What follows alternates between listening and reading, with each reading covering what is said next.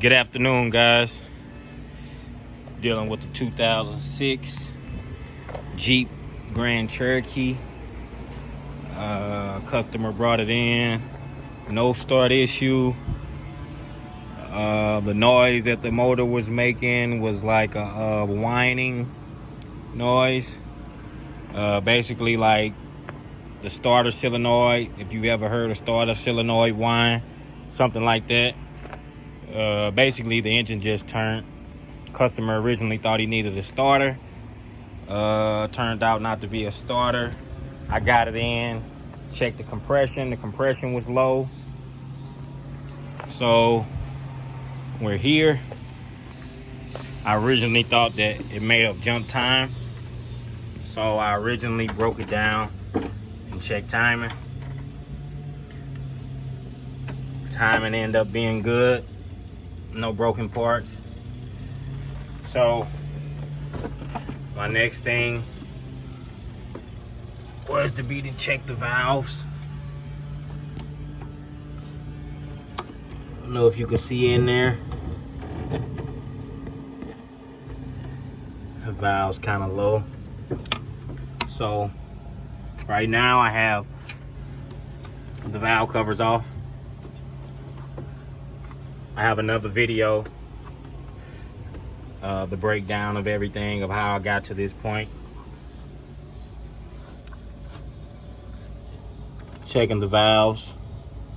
So only on the intake side, which these are the intake ports, the valves, they do not close. So what I did was I rotated the crank, which is a crank, the chain's still attached. So when I turn the crank, the cam turns, you know, the lobes, everything's connected. The valve should close. So on one full revelation, I should see the valves close on the intake side. And then they should open up when it's time for the valves to close on the exhaust side. So what I noticed was when I turned the crank, that the valves didn't close. That was my first indication before I ever even took the valve covers off. So I ended up pulling the valve cover. 1, 2, 3, 4, 5, 10 8mm bolts. I just used a deep well 8mm. I used a step down. Got my electric. And then for the ones that were a little bit harder to get to, I used my 1/4" ratchet.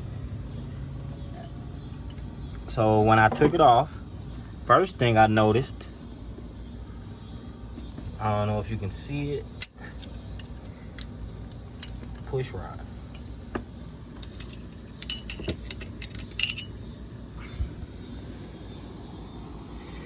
That looks like a problem. There's no way that should have been laying there. So just for shits and giggles, I laid it back down. Come down, I got another one right there. And it's also bent. I come down a little bit and I got another one right there and it's also bent. And then the rocker arms.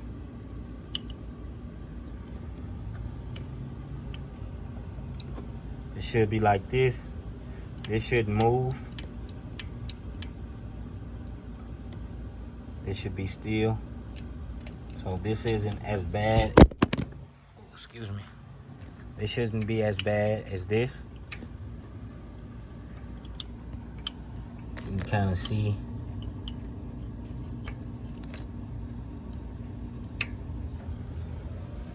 So basically what happens here is,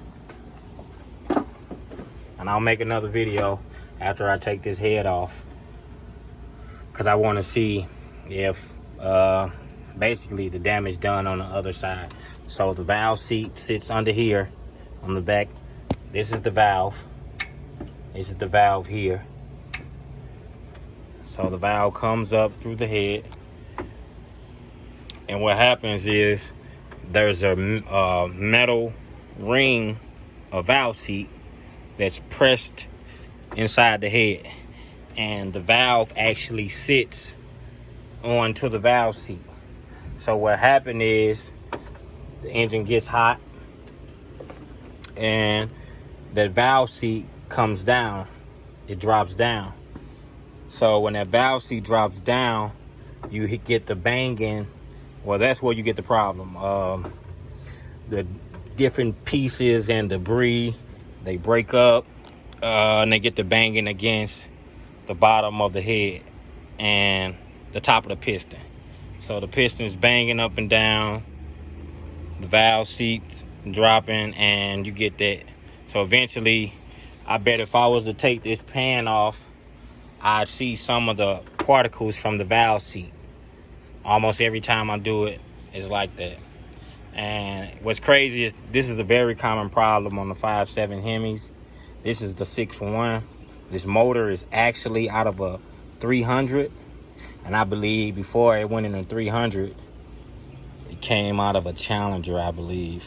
So this motor's been rebuilt and re-put in 2 different cars.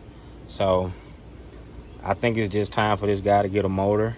But I am gonna check when I pull the heads off. So my next video will consist of me showing you what the top of the pistons look like, to see if there's any damage from where the valve seat dropped and was banging against her. Because I'm pretty sure for this push rod to look like this, it had to bang against that piston. And if it did, then that piston's probably done. But yep, common problem on Jeeps. Customer brought it in, didn't start. He said it died on him when he was driving. He thought it was a starter. I originally thought it was the timing. I broke it down. And with stuff like this, where you have low compression and everything, you won't even know until you get to breaking the motor down and see what's going on. But once you know that you have low compression, you know that you're at least to this point to where you can break it down and see what's going on. So, in conclusion,